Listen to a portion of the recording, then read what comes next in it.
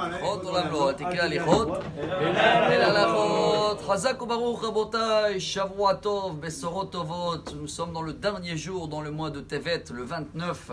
Également Iloula de Rav Yitzhak Kadouri, Zecher Tzadik Livracha, qui nous a appris un message qui revient depuis Rabbi Moshe Cordovero, le Ramak, il y a 500 ans en arrière, que le Rav Kadouri nous demandait de faire chaque veille de Rosh Chodesh, comme aujourd'hui.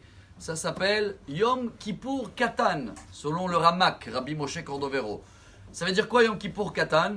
Comme si Dieu veut, ce soir et demain, la lune elle va devenir tout petite, et à partir de demain, Molad, ça va commencer à, la lumière de la lune, elle va revenir. C'est vrai, dans les 3 minutes, on va essayer de comprendre sur un demi-pied le plus grand calcul, le plus balèze dans le judaïsme, c'est le calcul du temps. C'est vrai que selon le soleil, il met 365 jours pour arriver dans le même point. Et la lune, 354 jours. En grand, il y a 11 jours de décalage. Et nous, Dieu, il nous demande, dans la paracha de cette semaine, elle est beau la paracha, première mitzvah pour le peuple d'Israël, avant qu'on a reçu les 10 commandements. C'est laquelle? Rosh Chodesh. HaChodesh Hazeh Lachem, Rosh Chodashim. Ces calculs, combien de temps elle met la lune pour revenir dans le même point? 29 jours et demi. Et combien de temps elle met pour revenir dans le même endroit où elle a commencé le cycle il y a un an? Donc 354. Qu'est-ce qu'on fait avec ces 11 jours de décalage? Comme vous le savez bien, à peu près tous les 3 ans, on rajoute un mois. En général, c'est le mois d'Adar, 2 mois d'Adar.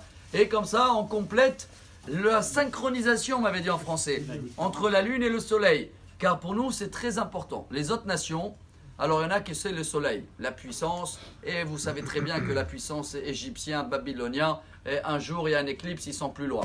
Ils sont plus là. Les autres, ils font que la lune. C'est pour ça que le ramadan, un jour il est l'été, un jour l'hiver, c'est pas synchronisé. Le seul devoir qu'on a cette semaine, première mitzvah du peuple juif, c'est de savoir, bon aujourd'hui c'est marqué devant nous, donc on a juste des devoirs à faire, mais savoir que tout est très bien calculé pour que les fêtes ils vont tomber toujours dans le même moment, et pour que la journée d'aujourd'hui, le 29 Tevet, tombe toujours dans le moment où la pluie, elle commence à déborder du Sceau ou le Verseau, comme on appelle en français le signe du mois de Shvat, Verseau, en hébreu Dli. Le message d'aujourd'hui, chers amis, Dli en hébreu, la racine du mot c'est Dal. C'est quoi Dal? Pauvre, très bas. Mais d'un autre côté, il dit le roi David dans le Tehillim 30, Aromimcha Hashem, qui dit litani. Merci Dieu que ce seau-là, quand il est vide, il arrive très bas, mais après il remplit de l'eau, et c'est là où on peut le monter. Alors, peu importe tout l'hiver qu'on a passé, à partir d'aujourd'hui, tellement il a plu, bon en Israël, peut-être partout, hein, que la pluie spirituelle à nous commence à déborder. C'est le moment où on peut vivre ce que Bilam il a reconnu pour nous. Il nous a béni, il a dit. Le jour où le seau ou le verseau va déborder chez vous, c'est le moment d'être beaucoup plus souriant, joyeux. Oui, chers amis, n'oubliez pas que à partir d'aujourd'hui, maintenant, venez, on va essayer de faire ce que le Rav Kadouri faisait. Un mini Yom Kippour aujourd'hui. Quelques minutes de Tehillim, de demander pardon sur tout cet hiver-là, tout ce qu'on est arrivé des fois un petit peu bas. Car à partir de ce soir, ces petites lumières que des fois elles descendent, elles remontent toujours, il dit le Midrash. Nous, le peuple d'Israël, on est comme la lune.